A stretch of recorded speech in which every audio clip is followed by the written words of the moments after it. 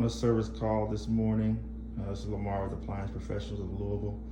I'm on a service call this morning for the complaint of a refrigerator that's not dispensing water and not making ice.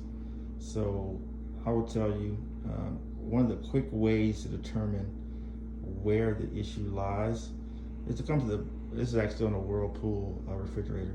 Just come to the bottom corner here. A lot of them have these access points. So these access points are the point where the water inlet valve pushes through the filter down to the door. So the door connects right here. And if you pop this off, you can quickly determine if the issue is back from pretty much from the door back to the water valve or to the water source, or if it's from the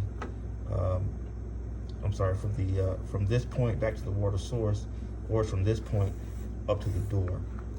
So this one, there was no water that came out of here. So that told me to troubleshoot backwards. And then so what I determined is, number one, the root issue of this refrigerator having a problem is, I just cleaned these coils off, but these were all caked over. And you kind of see the second level behind it is still caked over. So I'm had to get in there with my coil cleaner, which is water-based. This is the foaming cleaner spray coil. I did the first level here. That's clean, and now I need to get back a little deeper. But the refrigerator's, as the refrigeration cycle goes, it's unable to dissipate the heat that it took from the food. So the result of that was, so it's the second piece. You want to get a temperature reading. So you want to get a temperature reading on your water baffle. So like this water baffle, I'm getting a temperature reading.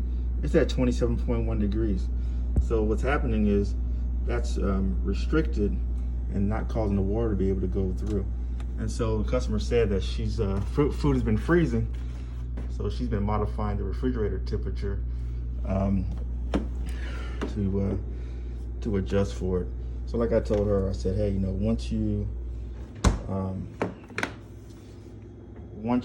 get those coils clean, you're gonna get better airflow and everything's gonna adjust itself.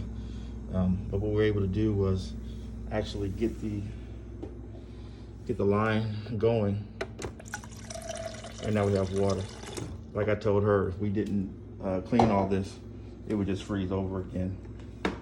But that's just a tip for the day.